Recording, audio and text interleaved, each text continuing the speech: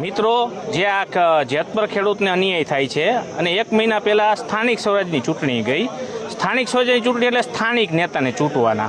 આપણે બધાએ ચૂંટીને મોકલી દીધા. એક પણ નેતા, તાલુકા સભ્ય, જિલ્લા પંચાયત આપણી મુલાકાતે આવ્યા નથી. આપણે મારે હે બરોબર, કોઈની મુલાકાત લીધી નથી.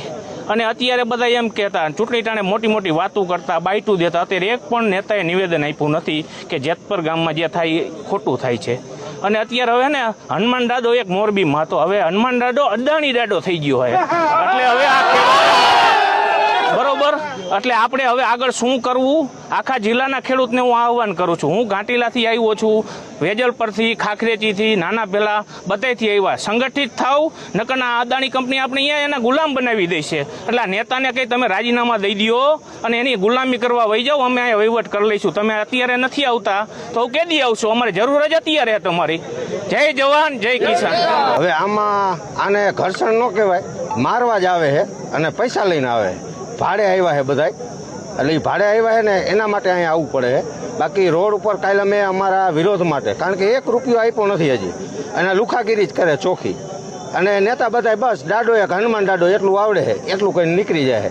જ્યાં રજૂઆત કરવા જઈ અહીંયા એમ કે થાંભલા વિશે બોલોમાં, તો શેના વિશે બોલું? મકાઈ નથી ઉગતી એમ કેવું, મગફળી નથી ઉગી એમ કેવું શું? એને ઘરના ખેતરમાં પ્રાઇવેટ મિલકતમાં જે વસ્તુ આપણી આવે એનું વર્તન નહીં માગવાનું શું? એના આગળ એને એમ કહેવાય 2 ઇંચ વરસાદ કરી દે એમ. ઘરના ખેતરમાં થાંભલો આવે એના પૈસા તો માગવાના જ અમે. હવે એ ધોકા લઈને આવે તોય ભલે, બંદૂક લઈને આવે તોય ભલે, એની બીક નથી. કાલ ધોકા માર્યા, આજ કદાચ બંદૂક લાવે, બીકનો પ્રશ્ન જ નથી. પૈસા જોઈએ, કેવી રીતે દેવાય એને નક્કી કરવાનું. ન નક્કી કરી શકે તો કેવી રીતે લેવાય એ અમારે નક્કી કરવાનું. આ 6ઠી વાર કલેક્ટરમાં આવ્યા, પહેલી વાર નથી. આ કલેક્ટર બદલી ગયો, આ બીજો આવ્યો. આવા તો કંઈક બદલી ગયા. જેને લખીને દીધા વળતર એ કે સાહેબની ભૂલ થઈ ગઈ. હવે આમાં ભૂલ કેની થાય, શું થાય એ જ અમને ન સમજાતું. હવે લેવાના છે પૈસા, એને કેવી રીતે દેવાના, અમારે કેવી રીતે લેવા એ અમારે હવે નક્કી કરવાનું. વાવણીની સમસ્યાઓ પડી રહી, હવે એ તકલીફ. હવે શું વાવું, કેવી રીતે વાવું, અને જે વાવી એના ઉપર આને સીધું જીસીબી ફેરવી દેવાનું. તો કરવાનું શું? હવે વાવું કે આને સીધું દઈ દેવું ખેતર? અમે તો એમ કંઈક સીધી જમીન લઈ લ્યો અને જે કિંમત એ દઈ દઈએ એટલે કામ પતે. નક્કી જ ન કરવું આપણે શું કરવું એમ. અને ક્યાંક રણમાં વયા જઈ કામે, ને કારખાના તો હેજ મોરબીમાં, અહીંયા કામે આવવા માંડી ટિફિન લઈ લઈને, એટલે કામ પતે.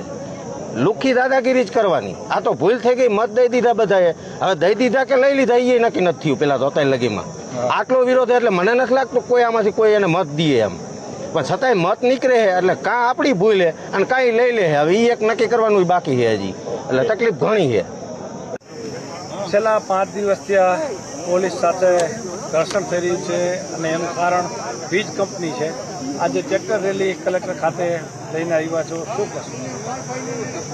સાહેબ, 5 દિવસ થયા જેતપર મચ્છુની માલિપા જે ખેડૂતોના ખેતરમાં એવી વીજ લાઈન આવે છે, એન કેન પ્રકારે કંપની અને પ્રશાસન ખેડૂતની કોઈ મંજૂરી વિના, કોઈ સહમતિ વિના, ખેડૂતને કોઈ પોતાનો હક હિસ્સો આપ્યા વિના જ્યારે ખેડૂતના ખેતરમાં બળજબરીપૂર્વક પોલ ઊભા કરવામાં આવે છે. અને છેલ્લા 3 દિવસથી આપણે જોઈએ છીએ કે અત્યાચારની દ્રષ્ટિએ વિચારીએ તો મહિલાઓને, બાળકોને બધા ઉપર ગઈકાલે તો જે લાઠીચાર્જ કરવામાં આવ્યો છે એ તો બહુ નિંદનીય બાબત છે. આના માટે થઈને આજે ખેડૂતો પોતાના હકની લડાઈ માટે અને પ્રશાસને જે કાલે જે ખેડૂતો ઉપર અત્યાચાર કર્યો છે એના અનુસંધાને આજે આ કલેક્ટર સાહેબને આવેદનપત્ર માટે ખેડૂતો બધા આવ્યા છે. જય જવાન, જય કિસાન.